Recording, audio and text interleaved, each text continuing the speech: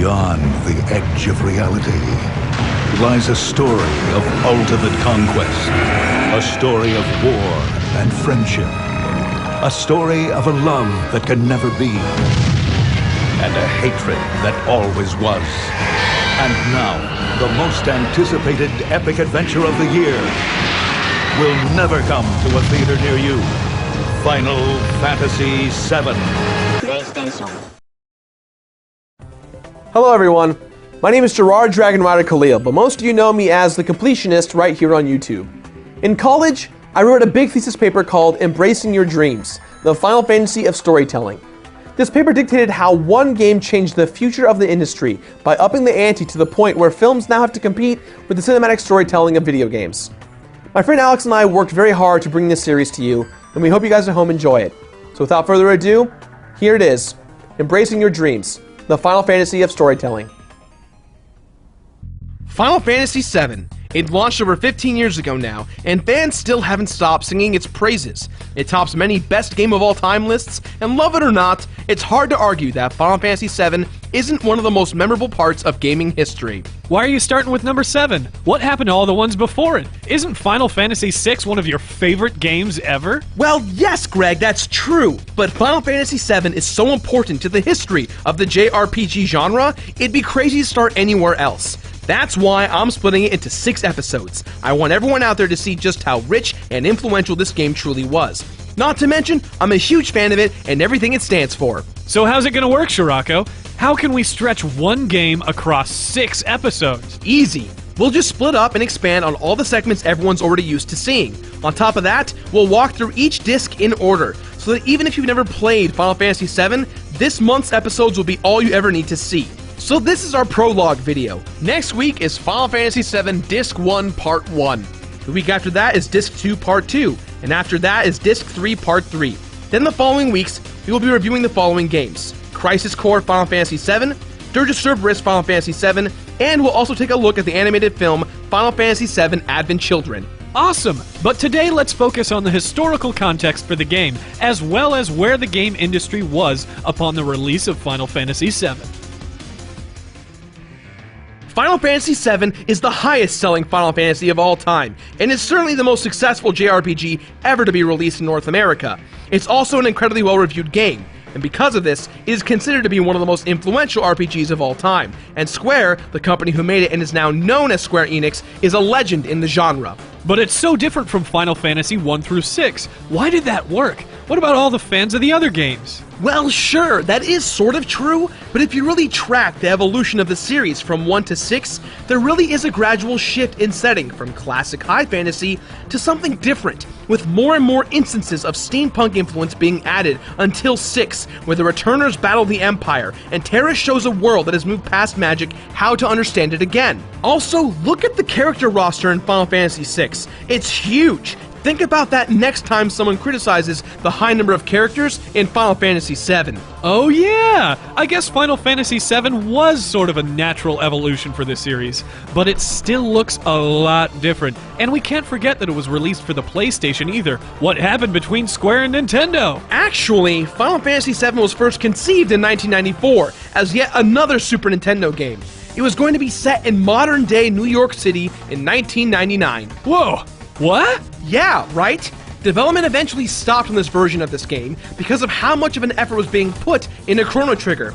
But some of the ideas that came out of development, like setting the game in New York City or Adia the Sorceress, were rescued in other Square games, like Parasite Eve and Final Fantasy VIII. She existed before Sephiroth? That's crazy, but I'll take it. But now something else is bothering me. If Chrono Trigger kept Final Fantasy VII off the SNES, why didn't they just throw it onto the N64? That was the original idea. Remember how the PlayStation originally spun out of Nintendo's abandoned attempts at making a disc-based console with 3D graphics? Yeah, some crazy SNES PS1 Frankenstein thingy, right? Exactly. That's what Square had in mind for Final Fantasy VII in 1995, when they made a tech demo involving Final Fantasy VI characters fighting in 3D. It was awesome, but when Nintendo announced that the N64 was going to be cartridge-based again, Square realized their only option was to end their relationship with Nintendo, and in early 1996, development began on Final Fantasy VII for the PlayStation 1. Or, I guess they could have put it on 13 cartridges. So then the better graphics allowed for more detailed character designs and more intricate environments, which inspired the higher level of technology present on Gaia? That's right, Greg.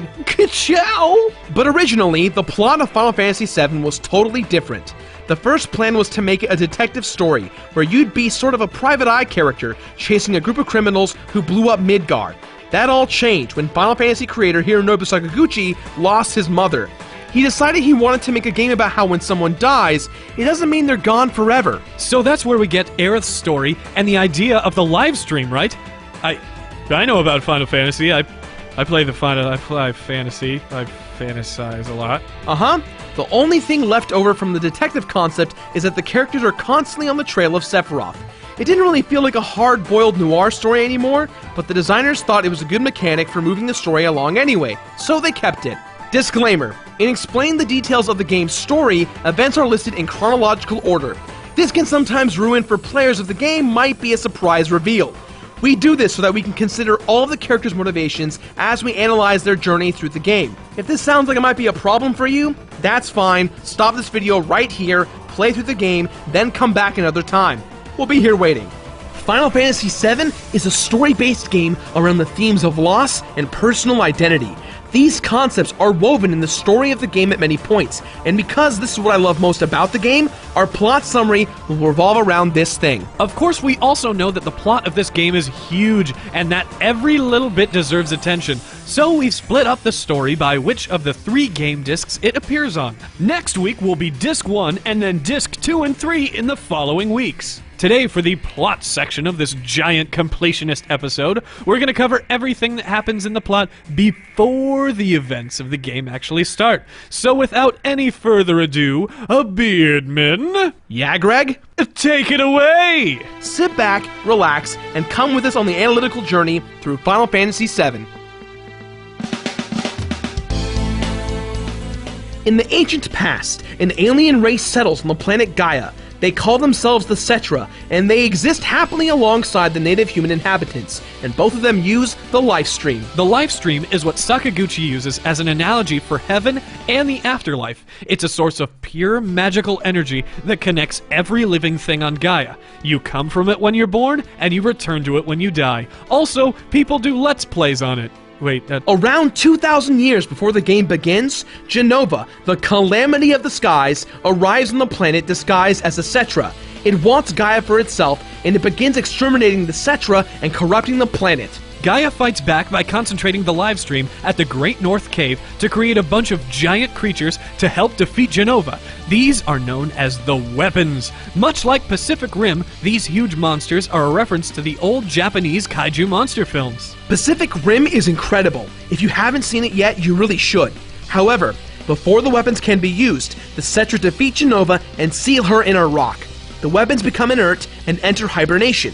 The Cetra barely survive, and the few that are left just kind of disappear into the human population. This is our first huge example of loss and identity. Jenova exacts both upon the Cetra. As time goes on, humans grow and civilization becomes centered around a huge industrial city called Midgar. Its name came from the Old Norse Midgard, which refers to the central realm, or middle world, of the 9 mythical planes. Just like its Norse counterpart, Midgar is surrounded by a giant desert. The Cetra are practically non-existent at this point and are now more commonly known as the Ancients. A company called Shinra runs Midgar and uses its giant reactors to tap into the Lifestream, harvesting and selling it in a form called Mako. Everyone uses Mako for energy and for manufacturing materia, magical spheres containing spells. Shinra grows in power until it becomes a world shadow government. They know draining the Mako is hurting the planet, but they're so powerful they don't care. A puppet mayor is appointed to run Midgar, and Shinra also runs the military and forms secret police. It's a terrible place to live for most, and finally, the small amount of rich people that are there move off of the planet's surface to live up on a giant cluster of raised plates high above the city. In the last 50 years before Final Fantasy VII begins, it creates a social civil war with the rich literally above and the poor below. At the height of their power, Shinra also creates Soldier, an elite unit of Mako-enhanced super soldiers, and the Turks, a secret group of covert assassins. One of these Turks is named Vincent Valentine. Trust me, you're going to want to remember that name since it becomes pretty important later on. In Cosmo Canyon, another part of Gaia entirely, Nanaki is born to a small tribe of intelligent, four-legged lion folk who are having a war with a tribe called the Gi. Nanaki's father saves the tribe from the Gi, but Nanaki's mother is killed, and his father is turned to stone in the process. Loss and identity are evident here as well, because Nanaki never found out who his father was, and believes he was abandoned when the Gi came. The creatures of Nanaki's tribe live very long, and while their story is symbolically very similar to that of the ancients, they also share some actual connections with them. Wait, who the heck is Nanaki? Oh, I should have been more specific. You might know Nanaki by his other name, Project Red 13. Gotcha. Around the same time, in a rural little coal mining town called Corel, a little boy named Barrett Wallace is born. What? I'm just imagining Barrett as a little boy. What do you have instead of an arm back then? A super soaker? Also, Barrett Wallace sounds an awful lot like Bruce Willis. Alright, go on. So about 30 years before the beginning of the game, a man named Professor Gas discovers Genova hibernating inside Mount Nibble. He convinces Shinra to help fund his research, believing Genova to be a living specimen of the ancient Cetra tribe. Professor Gas and another scientist named Hojo begin researching into creating humans with the same powers as the ancients in a basement laboratory, hidden under a mansion in a nearby town of Nibelheim. As a fun fact, Nibelheim roughly translates to cloud home in German, but it's also a reference to Niflheim, the Old Norse cradle of life. Both translations are perfect for what's going on here, but we'll get to that in a little bit. Hey Greg, tell us about Vincent. As Gerard already said, at this point, Vincent Valentine is a Shinra Turk. He's assigned to keep an eye on Gast and Hojo during their research. And while he's there, he falls in love with Lucrezia, another one of the scientists at Nibelheim Mansion. Sadly, she's already in love with Hojo, and when she turns down Vincent's marriage proposal, he's devastated. However, Hojo is secretly just using Lucrezia, and once he impregnates her, he injects her womb with Genova cells. This completely ruins her body, and she's totally mutated by the time the baby is born. Vincent is obviously pretty upset, but when he tries to confront Hojo about it, Hojo captures him and subjects him to experiments. Lucrezia flees to live alone at Waterfall Cave, and when Vincent realizes everything that's happened, he seals himself in a coffin below Nibelheim Mansion for 30 years. Hojo escapes to Midgar with his son, Sephiroth.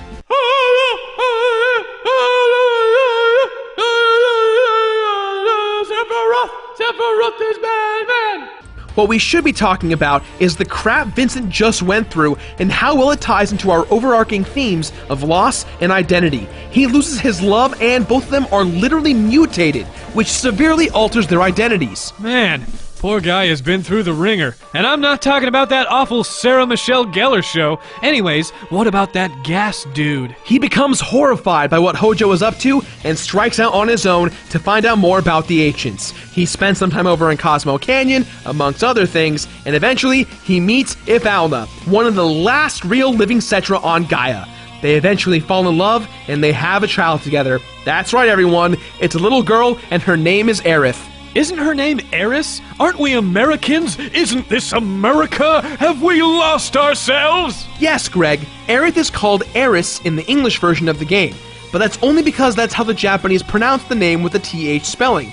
That way, they avoid people saying her name as Erisu, which is definitely not it. The new English website for the PC game now refers to her as Aerith too, so we're going to call her that here, but it also should be noted that she's still referred to as Eris in the game itself. Anyway, Hojo finally tracks down Gast and his family. Gast is brutally murdered, but Aerith and her mother are captured and taken to Midgar by Shinra. More tragic loss, anyone? Around the same time in Nibelheim, a little girl named Tifa is born, and as she grows up, she becomes aware of another kid in the town. This one, a quiet little boy. He never really hung out with anyone, probably because he loses his father at a young age and is raised entirely by his single mother. His name? Greg, can you You do a little fanfare for me, Greg? Huh? A little fanfare? A little fanfare?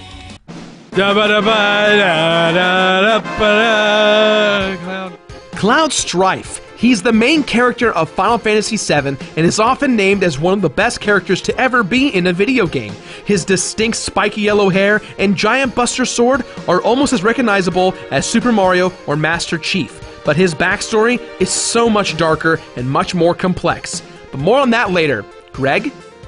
During Shinra's conquest of a town called Wutai, Ephalna and Aerith break out of Shinra HQ and find themselves on the run. They get as far as Sector 7 before Ephalna realizes she's going to die. She runs into a woman named Elmira Gainsborough, and because she's a nice person who just lost her husband in a war, Ephalna hands over Aerith for safekeeping. Elmira says yes because Aerith will help fill the hole left by her late husband. Loss, new identities! I think you might be onto something here, Gerard. As she grows up, Aerith begins to develop special abilities and periodically avoids being captured by the Turks. Back in conquered Wutai, a girl named Yuffie is born. Meanwhile, Sephiroth's Jenova-enhanced abilities turn him into a powerful warrior, and he rises through the ranks of soldier, totally unaware of his crazy past. Word of his legendary status spreads to Nibelheim, where Tifa's mother had just died. Confused, she sets off to Mount Nibel to find her, and Cloud, inspired by Sephiroth to keep her safe, goes with her. Tifa gets hurt, and Cloud gets blamed, but now Cloud and Tifa become closer friends. Cloud aspires to join Soldier, and Tifa studies martial arts under Master Zangief. Back in Midgar, Aerith begins dating a soldier operative from Gongaga named Zack. Cloud also tries to join Soldier, but fails and ends up a normal Shinra grunt instead. Still, when monsters begin attacking Shinra reactors in Mount Nibel, Sephiroth, Cloud, and Zack are all sent to investigate. Cloud's so embarrassed to be seen as a regular soldier that when Tifa is asked to take them up to the reactor, he keeps his identity a secret, once again playing into our theme of identity. Here, Sephiroth finds Jenova, and over the course of several frantic days in Nibelheim Mansion, rediscovers his past. He thinks he's a descendant of the ancients and begins to see humans as traitors to them who let them be destroyed. In the aftermath of this discovery, Sephiroth goes into a rage. He murders Tifa's father and Cloud's mother, and raises Nibelheim before heading back to the reactor to try and release Jenova and reclaim the planet for her. Zack tries to stop him, but Sephiroth is too powerful. Sephiroth is about to free Jenova, but not before Cloud stabs him in the back. Just when Cloud thinks it's all over and tends to Tifa, Sephiroth recovers and stabs Cloud through the chest. Cloud, using all of his body weight, lifts Sephiroth with the blade still inside of him and sends him hurling into the exposed lifestream below. Sephiroth learns the history of the ancients as he tumbles through the lifestream, and he eventually becomes a deposit in the Great North Cave, where he plans on summoning a meteor in order to hurt the planet badly enough so that the lifestream can concentrate in the cave. He will absorb it, and he will become a god. Weird plan, bro. Assuming Sephiroth to be dead, Cloud, Zack, and the rest of the Nibelheim survivors are captured by Hojo and taken to the Nibelheim mansion, where they are subjected to Mako treatments in an attempt to create Sephiroth clones. Tifa is saved from this fate by Master Zangief, who takes her to Sector 7, where she starts a bar called Seventh Heaven in Midgar. When the cloning operation doesn't work, Hojo takes Shinova's body and leaves for Midgar. Hojo also captures and begins experimenting on Nanaki around this time. There's just so much tragedy and loss. It's terrible, Gerard. It's just terrible. Yeah, Greg, and the game hasn't even started yet. Also, let's not forget what's driving Sephiroth at the center of this whole game. His search for, you guessed it, an identity. Who are any of us anyway? Isn't that up to us to decide? Or does it depend on where we came from? That's the question Final Fantasy VII is constantly asking. But anyway, we gotta keep moving. Greg, tell us about Barret. So Barret and his friend Dyne both still live in Corel. It seems like coal mining is sort of becoming obsolete, so Barret is happy when Shinra arrives to build a Mako reactor and convinces Dyne to put aside his initial hesitance because it will keep everyone in town employed. One day, they go on a trip together, and when they get back to town, they find it under attack from Shinra, who has blamed recent sabotage attempts on the townsfolk. Dyne is knocked off of a cliff in the fighting, and Barret loses his arm while trying to save him. Corel is lost, so Barret rescues Dyne's daughter Marlene from the house where Dyne's wife was killed, and replaces his arm with a gun. He heads to Midgar too. More loss! Dine also replaces his arm with a gun, but goes crazy and stays in Corel, which eventually becomes a prison town for the brand new Gold Saucer Entertainment Complex that's been built above it. Dine rules over Corel, using fear to become a brutal prison boss. Barrett meets Tifa in Midgar, and because of their mutual hatred for Shinra, she allows him to use the basement of her bar as headquarters for Avalanche, Barrett's team of anti-Shinra activists and eco-terrorists. Back in Nibelheim, Zack and Cloud escape from the Shinra mansion, but Cloud's memory is damaged by all the Mako and Genova augmentations he's undergone. On their way to the mountains outside of Midgar, Zack tells Cloud his story about life in Soldier and what it was like to serve under the great Sephiroth. Unfortunately, that's when they're discovered by Shinra, and Zack is killed before they can escape. Cloud is a little bit more functional by this time, and is able to escape with the aid of Zack's sword. He makes it all the way to Sector 7, where he's found by Tifa, and he is dressed in an old soldier uniform and clutching the sword. As he gets better, Cloud too begins to experience an identity crisis, mixing his memories with Zack's. Which leaves both the protagonist and the antagonist lost and alone at the beginning of the game, and now they've gone through so much tragedy. All the other characters are merely broken shells of themselves. The game can now begin, and we can play through their healing process in real time. Ladies and gentlemen, our episode of Disc 1 on Final Fantasy VII comes out Friday of next week.